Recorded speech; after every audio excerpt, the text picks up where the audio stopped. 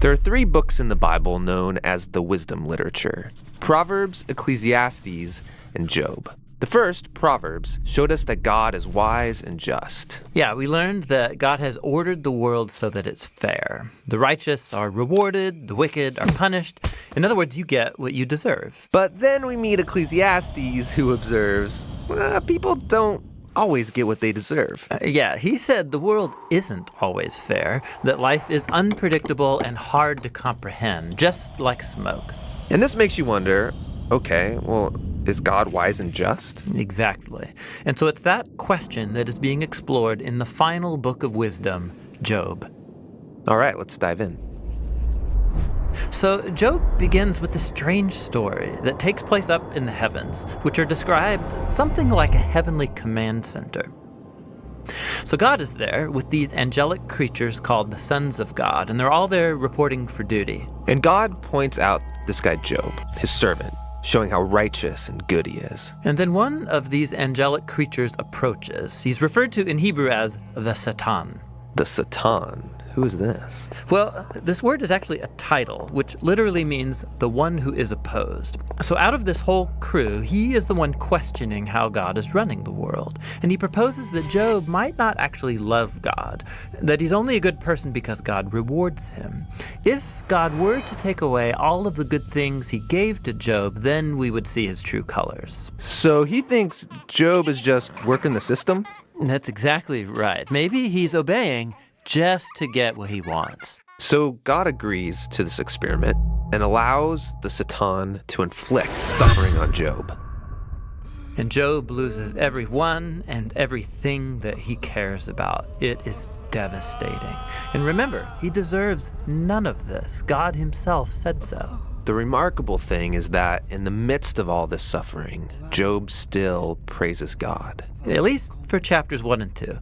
But then in chapter 3, we find out how he's really feeling inside. He unleashes this poem that reveals this devastation. It's a long, elaborate curse on the day that he was born. After this, some of Job's friends come to visit him to offer their help. And all of them are like, Job, you must have done something horribly wrong to deserve this. After all, we know God is just, and we know the world is ordered by God's justice and fairness, so you must be getting what you deserve. And for the next 34 chapters, the friends and Job go back and forth in very dense Hebrew poetry. His friends keep speculating about why God might have sent such suffering, and they even start making up lists of hypothetical sins that Job must have committed. But after each accusation, Job defends his innocence. And Job is innocent. He is. He's also on an emotional roller coaster. At some moments, he's very confident that God is still wise and just. Yeah, in other moments, he's doubting God's goodness. He even comes to accuse God of being reckless, unfair, and corrupt. So by the end of the dialogue, Job demands that God come and explain himself in person, and God does so. He comes in the form of a great storm cloud.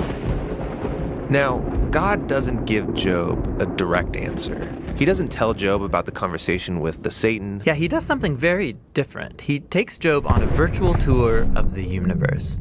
He shows Job how grand the world is, and he asks him if he's even capable of running it or understanding it, just for a day.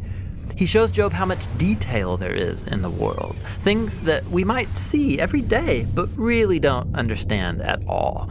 But God does. He knows it all intimately. He pays attention to the beauty and operations of the universe in ways that we haven't even imagined and in places that we will never see. Then to conclude, God shows Job 2 wondrous beasts and brags about how great they are. Yeah, they are dangerous. I mean, they would kill you without even thinking about it. And God says they're not evil. They're actually a part of his good world. And then that's it. That's God's whole defense. It's kind of weird. I mean, what was this all about? It seems to be this.